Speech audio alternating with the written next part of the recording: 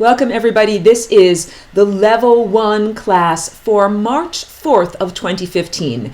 And this is Lesson 8. We're at Week 8 in the course. And this is all about non-religious Christ consciousness.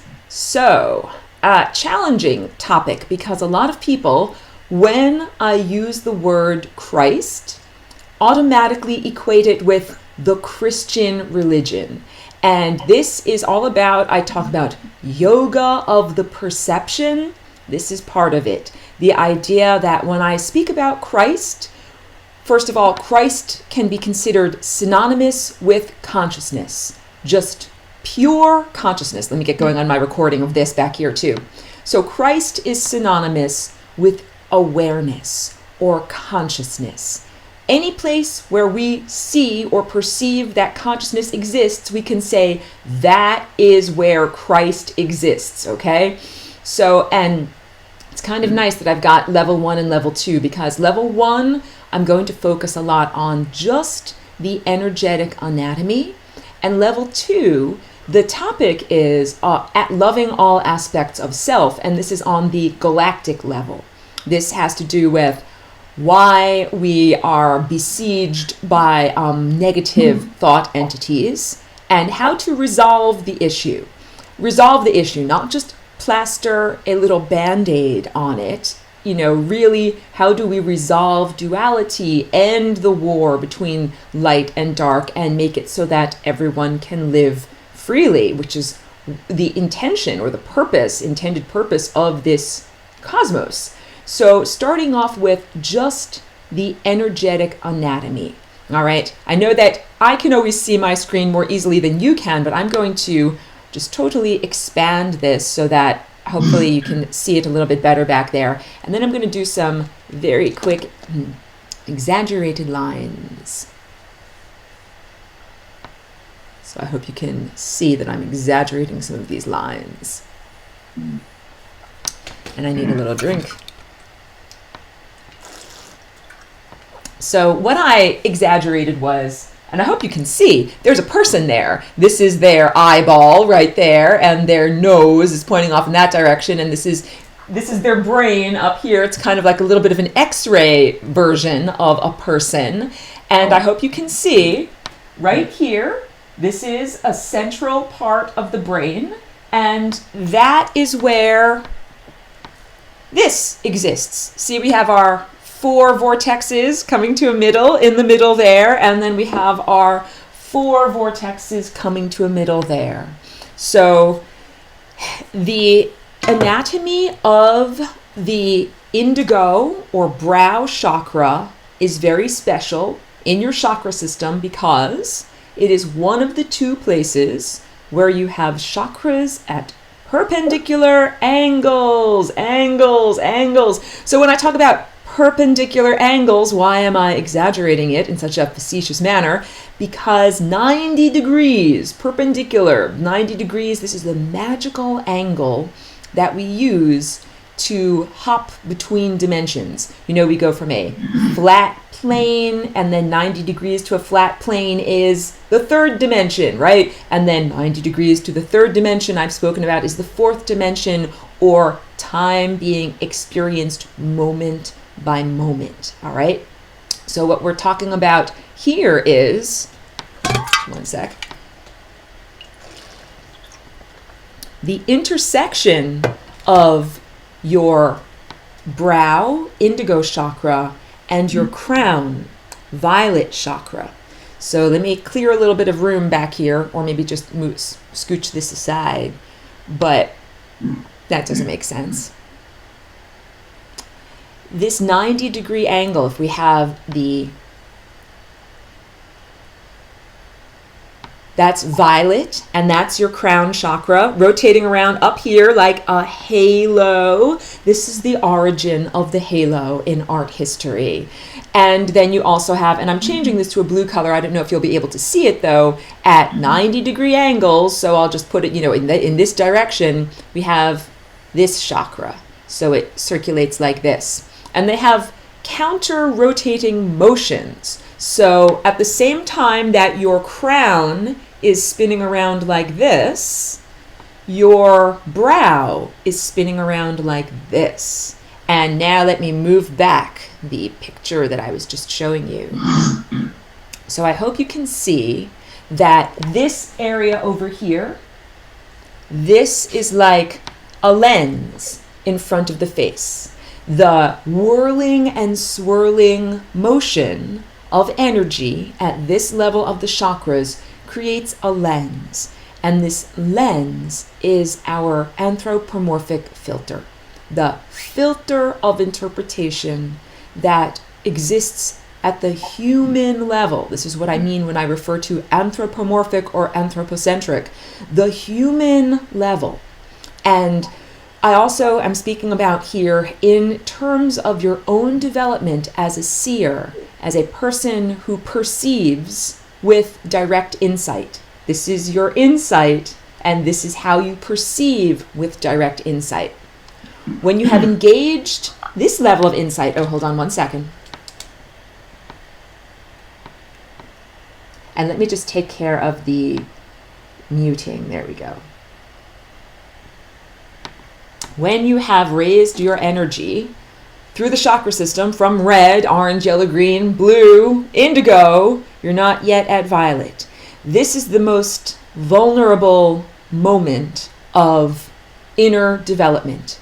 So when we are developing and first beginning to raise our energy up the spine, raise the kundalini, and begin to fully activate these energy centers, when you get to the level of the brow, then you are seeing with insight, but you are interpreting it through the anthropomorphic lens. And there's much room for misinterpretation at that level. When you begin to raise the energy further and go not only to the indigo level, but all the way up to the crown chakra, you then reach the level of empirical energy. Energy that does not have to be interpreted.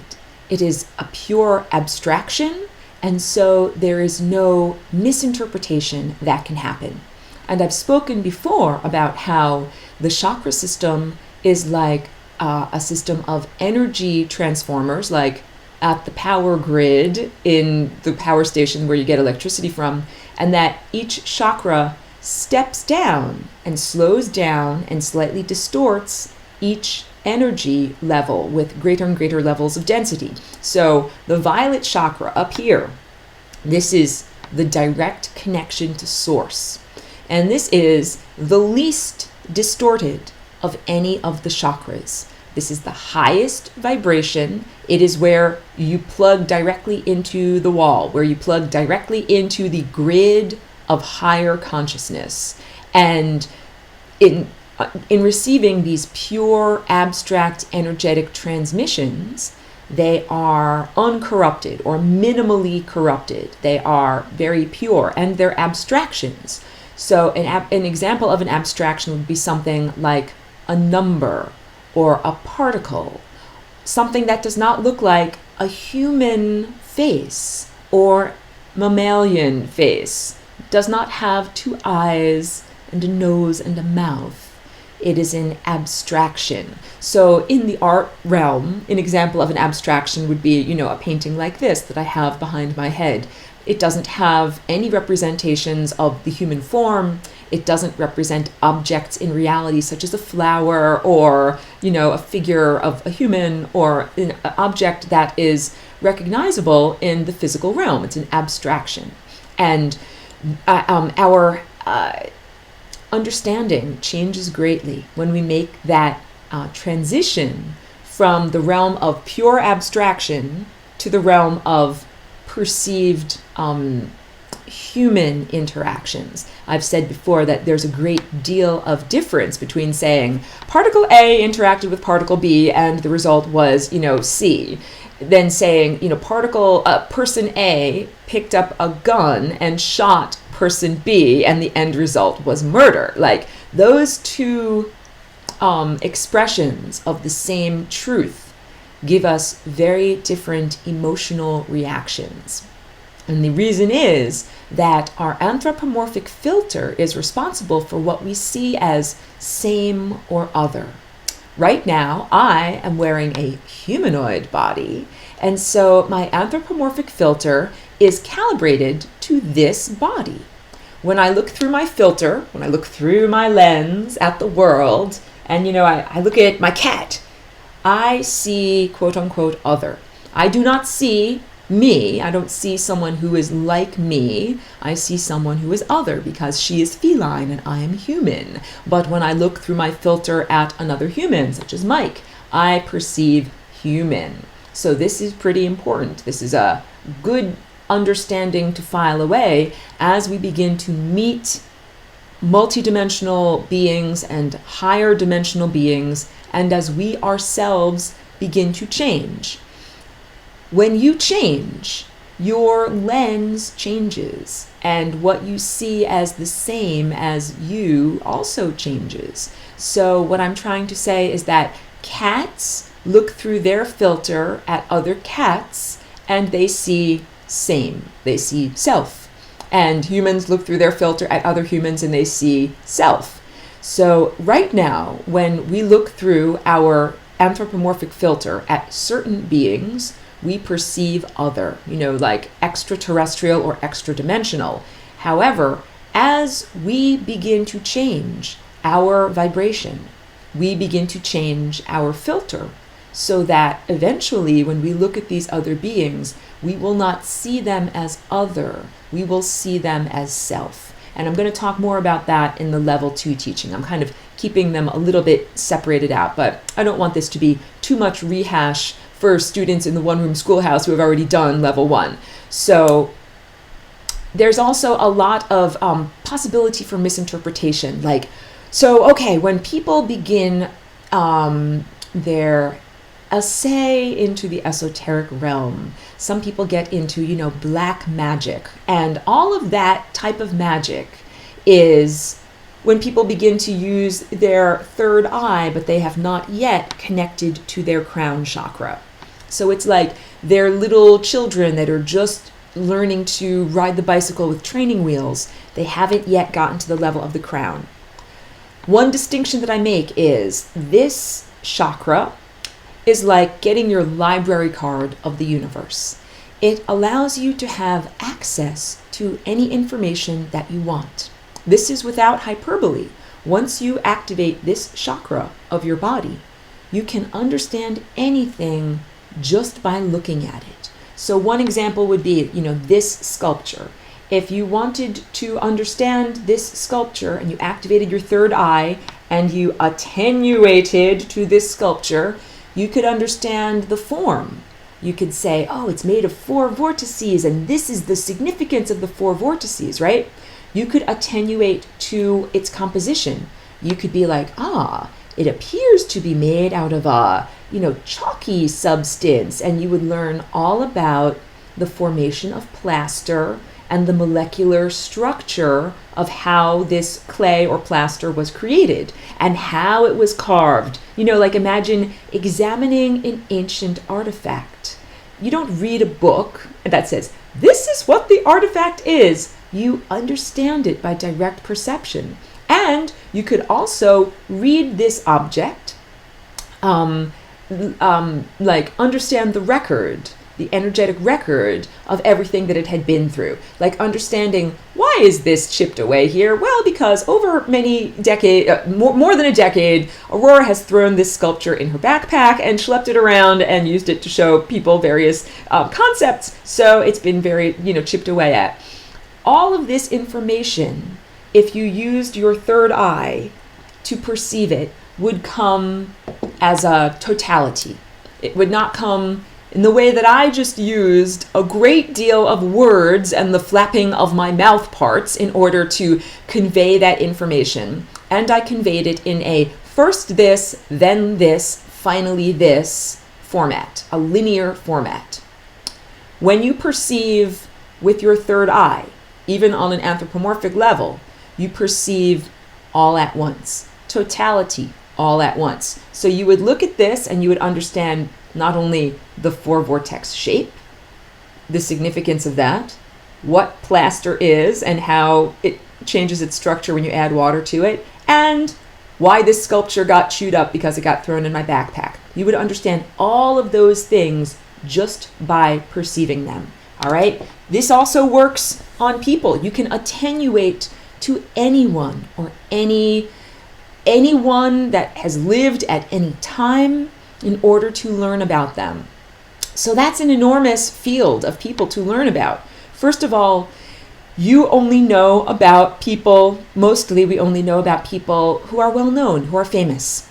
If we, know about France in the 1700s, we generally do not know about the anonymous bread bakers. We do know about, Louis XVI, right? He was famous. So if we want to attenuate to someone in the 1700s, it's a challenge because we don't necessarily know that person directly.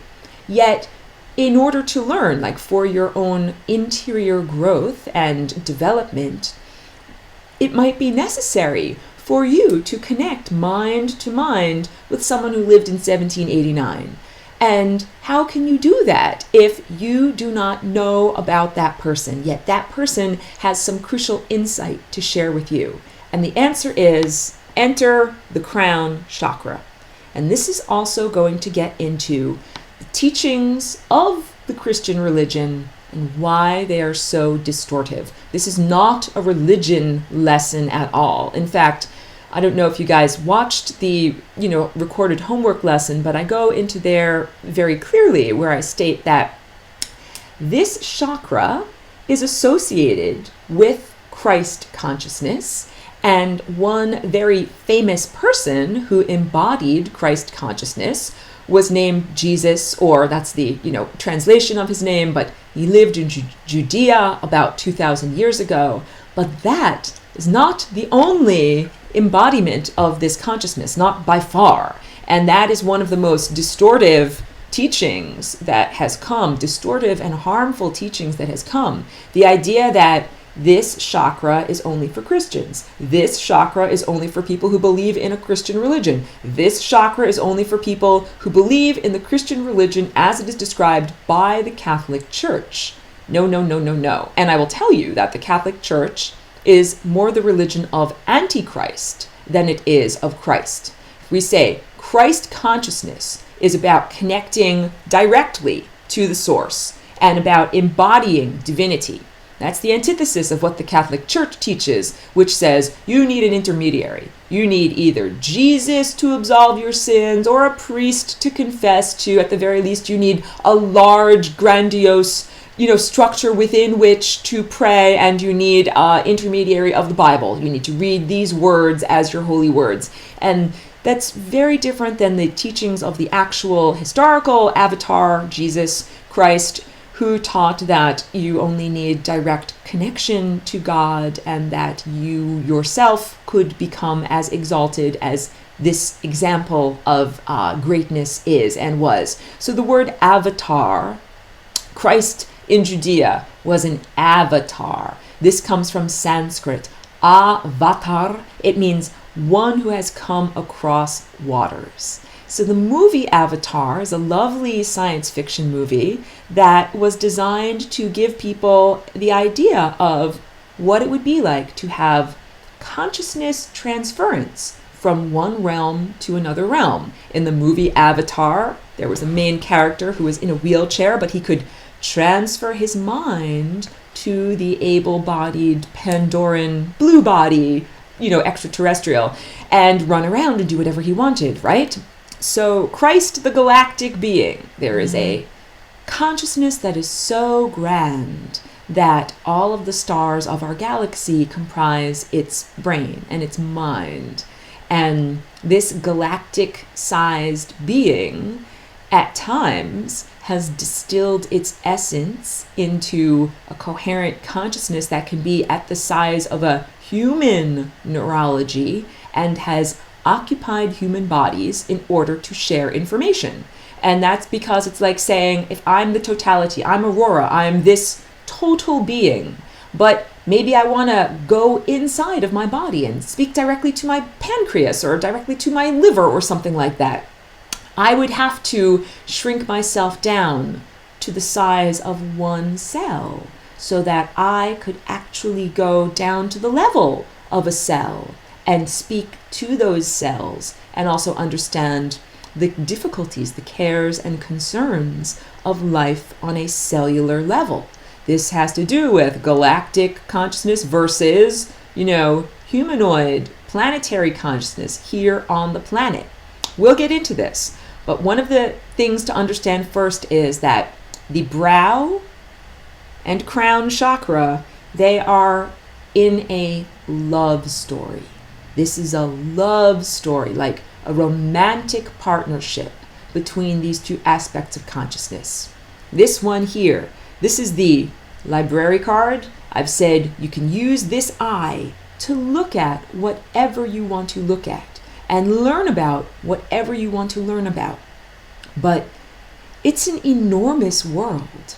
It's an enormous encyclopedia of information out there. And you have a limited amount of time on Earth in order to learn and grow your consciousness. It's really important to have guidance. And I've said this before also. You can use a fact to tell a lie, especially if you present that fact in the wrong context. So it is a fact that each and every one of us is Christ. All right? And a lot of people, when they start to raise their energy, they get to the level of the brow chakra and they read that truth and they understand, I am Christ. But that's page 1 of the book. And they don't get to page 2, which says, and so is everything else that is conscious. So for people who have raised their energy level to that level and they're like, I am Christ. And without the guidance of the crown chakra that also says, yes, and so is all consciousness Christ, then people develop distorted and out of balance sense of who they are.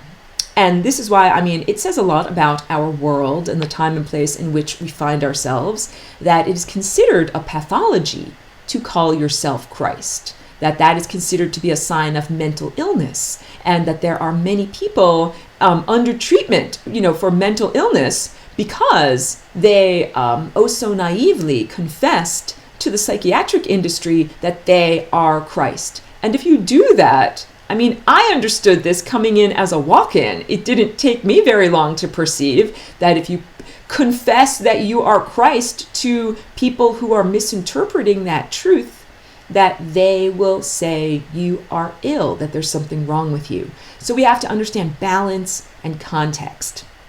All truth needs to be presented in the right order and in the right context so that we interpret it correctly. We interpret the significance correctly. So one of the main things is our crown chakra up here is meant to guide and direct what we're looking at. Just going to make sure that all the participants are muted, not because I don't want to listen to you, but only so I don't have feedback on the recordings. But welcome to everyone who just tuned in. I want to make sure, there we go, you're muted. Yes, the crown chakra is meant to be like the librarian of the universe, telling us what is salient, meaningful, significant. It's a big world. It's a world full of all sorts of information. Many people in this information era feel that they're on information overload. We need to have it filtered so that we understand what is important. What do I need to know? In my own personal relationship and interrelation with this chakra here, I ask for the information that is relevant to my present situation. All right? This goes to when we begin to program our Merkaba and when we begin to be conscious utilizers of our energetic anatomy. So I'm not just, going willy-nilly all over the place thinking of random thoughts. I actually get to say what interests me, what is important to me, what is of value to me, and I can be guided by the crown chakra. So the crown chakra is your direct connection to higher consciousness. It is the guide or teacher that teaches you what you need to know about. So all of the lessons that I have recorded, how did I determine that I need to know about this. Now I need to know about this. I actually placed myself in the hands of the sun, and the sun connecting to my crown chakra guided my eye to various concepts. And I looked at those concepts. It's like reading a book in, the library of thought, and understood and embodied those concepts. All right. So understanding at this level, like this painting that I have back here, that is on the abstract level. That's up here. When we begin to bring it down to this level, we bring it to the level of human interpretation. So like, for example, when I always draw the time vortex and I say, this is a time vortex and this is, the path of least likelihood and this is you over here. That's an abstraction of your life experience. Like this dot over here is an abstraction of the last moment of your life. That could be you splattered in a car wreck or, hit by a train or whatever, squashed by a comet or something like that. And that we feel very differently about events when we interpret them at the anthropomorphic level as opposed to the abstract level. So this is one of the main teachings here. The interpretation on an emotional level, our emotions become engaged when we begin to interpret on an human or anthropomorphic level. And as we begin to interpret on an anthropomorphic level, we also open ourselves up to more distortion. So this is a time vortex. This is a picture of you. This is you, at the moment of death. That is like incontrovertible. But then when we start to interpret it and say, this is the significance, this is what this means, that is where we get into distortion. So now you can understand, I hope, many people throughout history have had partial insight. Many writers, public speakers, and artists have partial insight, but they don't have the totality guiding their insight. And a lot of the time, those people end up giving out distorted versions of the truth because they have raised their energy up to here. They think they know the whole picture, but they don't know the whole picture, and they are interpreting it through the anthropomorphic lens.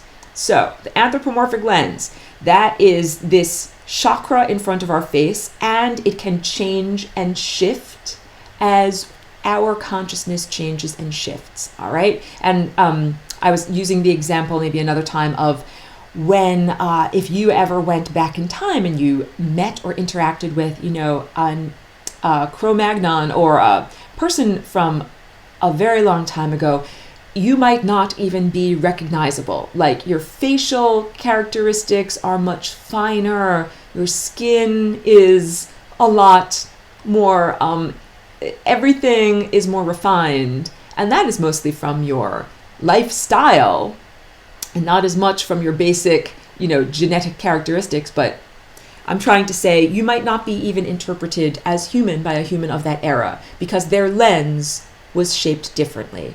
I have a picture up here, but it's very pale, so I'm just going to go over the lines of it and do it pretty quickly so that you can just kind of see.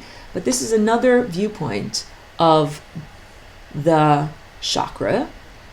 And, all right, and I'm just showing like here's an eyeball here and here's an eyeball here. And this is a nose and this is a mouth down here. Good, I hope you can see that. Totally simplified. But that, for vortex chakras, that's this, kind of oriented like this, with this central singularity at the center of the head. See, it's at the center of the head, and it was at the center on the other portion, on the other picture, rather. And I'm bringing this up because that portion of your energetic anatomy, the coincidence of your indigo chakra and your violet chakra, where they come together, that is an incredibly special place in your energetic anatomy. It's at the very, very top of your vertebrae, and it's on the little pivot point that your skull pivots upon. So I need to pause my recording in the back, but don't worry, I'll keep talking while I keep going.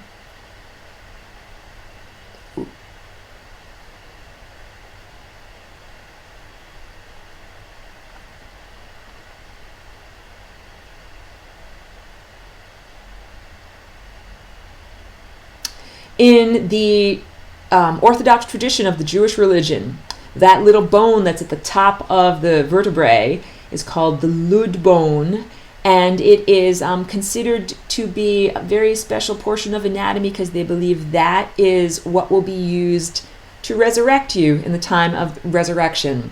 So, if you are a Messianic Jew, it is a very important part of your anatomy. Let me get another picture up so we can look and talk on here. Okay, got that one up, and I'm also going to bring up another one. Here we go. Oops. Bear with me. There we go. All right, I used this one too, and I hope you can see it okay back there, and let me do like a really dark exaggeration.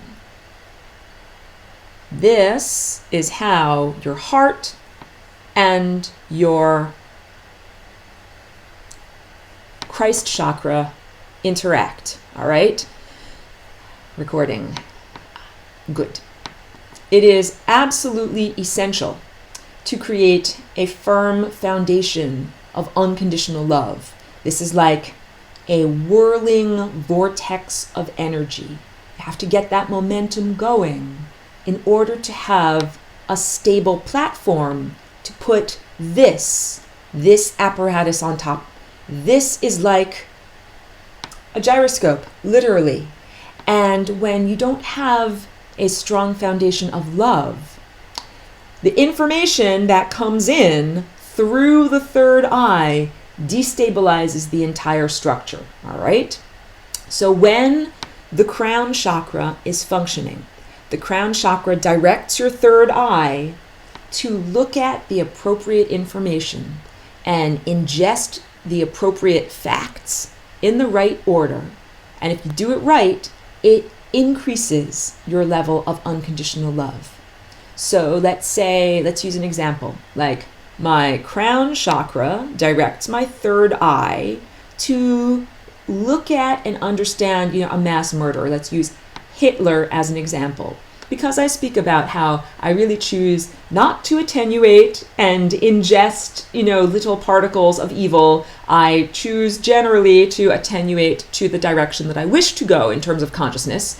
However, perhaps there is something for me to learn from attenuating to Hitler. So I reach out with my third eye, I touch that person's mind, I touch that person's life, and then some information comes to me in here, through my third eye, but I'm being directed by my crown chakra. And maybe that information gives me insight as to why Hitler became who and what he was and why he did what he did in his life. That insight gives me more love. More love. I am able to accept and understand that person more effectively than I could before. If we are being guided by our crown chakra, this is how we learn. It's like you have a beautiful teacher that gives you information, or like, little breadcrumbs, and you eat each little breadcrumb in a line, and each little piece of information gives you greater and greater understanding and greater love. Or here's a good example, maybe someone from a person's life experience, like if a person had ever experienced abuse or something very negative, and being able to look at why the abuser performed those actions and understand it can help you to feel more love and acceptance for why that person acted as they did. This is very different than if I just gave you a lot of information about like the worst crimes in history, and it's really necessary to have love when you are given the information, because if you are simply given information and you cannot accept it, it's a form of mental torture. And that is how I would classify paranoid schizophrenia. That is when people start to get their third eye awakened, but they're not in control of their eye. And how maddening it must be. Imagine if you couldn't ever close your eyes, and you could never sleep, and you could never stop looking at something. And that is what it's like when the third eye is uncontrolled. It's always looking at things, it's always ingesting ideas, and these ideas are random or not coherent, and so they are not giving that person with insight a greater degree of unconditional love. Literally, you can be destroyed by energy coming in this chakra in an uncontrolled fashion. And so we understand now this is the origin of schizophrenia. This is also why we've had 2,000 years of war. Even after the Prince of Peace, quote unquote, came in order to teach everyone how to play nice in the sandbox and get along, peacefully, we've still had 2,000 years of war and conflict. And I'll get into that in the level 2 aspect of galactic consciousness. Right now, I want to get back more to, this is a romantic love story between the crown chakra and the brow chakra. So first of all, your brow chakra is male in its energy. And I don't do a lot with duality, male versus female, because I'm resolving duality here, and it can be effective for us to make this distinction because we're talking about a love story, and the energy of male is one of reaching out. I'm reaching out towards something, as opposed to the divine female energy, which is one of receiving, being receptive. So, the anatomical differences of males versus females, our biology shapes our perception, makes us perceive the action of energy reaching out as being male and the action of energy being received as being female. So, your third eye attenuates, it reaches out towards things, all right? And your crown is receptive. It is often depicted as a multi-petaled lotus or flower that opens up from the top of the head, and you receive from higher consciousness through there, all right? And the interplay of that crown chakra being housed within the brow chakra is like a romance or a partnership between two consciousnesses. The crown chakra, the divine feminine, is very sensitive. Its job is like a compass needle to sense where is God, where is truth, because we are like particles on a trajectory through the universe, and where God or truth or the source is changes position. It's all over. So we need to have our crown chakra to align us and guide us to be in alignment, I said it again, with God, because God is constantly shifting in God's position. So on the one hand, we have this very sensitive compass needle that says, over here, over here, over here. And then we have the brow chakra, which is like the case or the housing for that compass needle. And it is meant to be directed and guided by the impulses from the compass, and it is meant to be protective of that compass from forces on the outside world. The crown chakra is meant to be your connection to divine guidance. So I don't connect my crown chakra to my television, for example, and have my television tell me what to do or to think.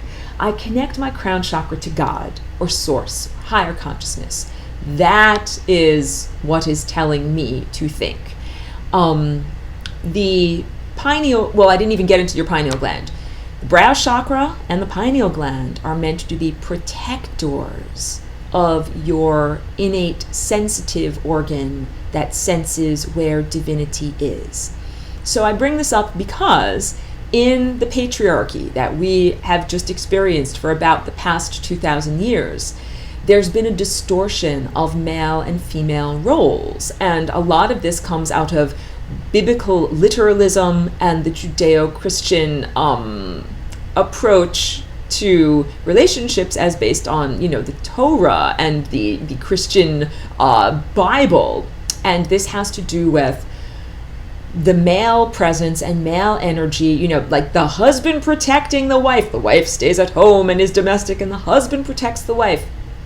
These are, again, outgrowths, like anthropomorphic social outgrowths of biological apparatuses. In exactly the same way that you have two eyes and that gives you a dualistic version of the world, or a dualistic vision of the world, you have these chakras that are interacting, violet and indigo, and they have a relationship, and it's very similar to a partnership or a marriage. In a partnership or in a marriage, who gets to be in charge? For many years, the answer was the man gets to be in charge, right? I mean, of course, we are all enlightened people. Like everyone who's in this class, we're all enlightened people. If you asked the answer, we would all say the right answer, which is we should be equals in a relationship, right? But for many, many years, the programming was that the man is in charge and that the female must be receptive or secondary to his information. And that is the teaching of a religion and a culture that got up to this level, but didn't get up to this level yet. We are now at the level of the crown. This is what it means that we have entered into the age of Aquarius. Yes, P.S. I talk about this in the recorded lesson, and I'll go into it briefly here, but each chakra has an association with an age, and the age of Pisces was the age that was associated with the fish and Jesus as a symbol of the fish, and it was associated with the patriarchy or male domination of the intellect of society, of who is in charge. And the dawning of the age of Aquarius is the entering into the age of the crown chakra. And the crown chakra does not mean a beatdown of the brow chakra. It's not like, I've been oppressed and now I'm going to oppress you. No, it is now we are entering into the era of equality, where each anatomical structure is going to be performing its job or its duty or its function as it is meant to function. And the male energy of the brow chakra is meant to protect the sensitive, divine female crown chakra so that it can sense, so that it can be sensitive, so that it doesn't have to hold up a shield against the world, or so that it can be a sensitive, vulnerable portion of anatomy. And the brow chakra is supposed to listen to the crown chakra, not the opposite way around. The brow is not supposed to tell the crown where is God and what to do. The crown is supposed to tell the brow where is God and what to do. I'll get more into this in level 2, but we understand that's a flip-flop from the teachings of patriarchal Christianity that says the male presence, should tell the female what to do.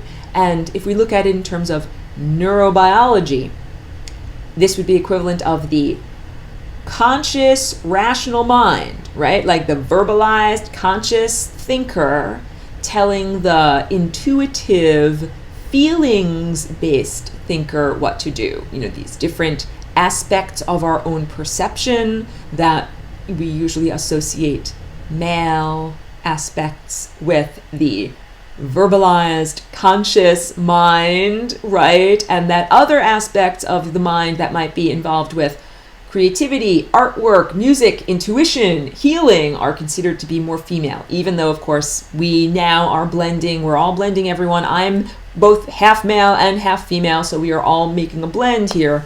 But up until this point, society gave much more credence and desirability to the consciousness of rationality than to the consciousness of intuition and emotion. And these are both divine aspects of consciousness.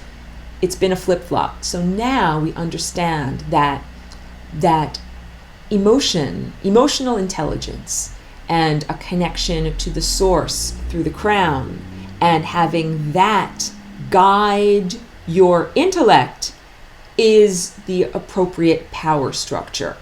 So, when I sit down to learn or to record a lesson, all of these lessons are the footprints of my journey. This is how I learn. I sit down with the sun and I am receptive. I open up the flower of my head and I say, give me what you got. And the sun directs my third eye to various concepts. And those concepts are presented in a coherent order and for a reason. And that is the healthy functioning of the crown chakra, directing the third eye to perceive food or nourishment in the right order so that you draw the correct conclusions, so that you have a loving interpretation, a loving totality of experience. Just need to drink a little bit of water. Okay, and you can ask questions like, Aurora, how do we make sure that we connect to our crown chakra as opposed to merely to our anthropomorphic chakra? And the answer to that is, when I raise my energy, it's literally a journey where I can, when I begin to inhale and my energy is raising up my spine, when I get to the level of heart and unconditional love, as soon as I raise my energy a little bit more, we're at this level of the throat, I feel like I have so many things to say. Like I have to get a paper and a pencil and start writing down all of these amazing things because we just activated the throat chakra. But I know I need to stay in meditation and inhale again and raise the energy again. So I stay sitting in meditation and allow more energy to come into me. And as it comes into me and I get up to this level, I then feel like, wow, I now understand whatever, aspect of consciousness I was trying to learn about. I understand it so much better. And I still want to grab a paper and pencil and tell everyone all about it. But I say, no, wait, stay in meditation. And I stay in meditation and I raise my energy even further to the level of the crown. And when I do that, then I understand on an abstract level. I literally see it as lines of energy, particles, and forces interacting. And when I do that, I then understand whatever I was trying to perceive way more accurately. And then, after I come out of meditation, I sit down and record an actual lesson on it. Because I recognize that as I'm beginning to raise my energy, I start to get all excited, like, oh, what an interesting thing. What a great idea. I want to talk all about it. But when you're at the level of wanting to talk all about it, you haven't yet gotten to the level of real insight and real understanding. So this is how we can understand why some people who are public speakers are not necessarily giving 100% truth. They got some information and got all excited, but didn't continue raising their energy and refining that information to the higher levels, where then it would be an abstraction and not an anthropomorphic interpretation. I want to open the floor to questions or comments on this. And if there aren't questions or comments, I'm going to swing into level 2 because I'm in a very good place to segue. So maybe I will just hold on. I'm going to finish my recording from the background, because I also want to show you guys a Merkaba video.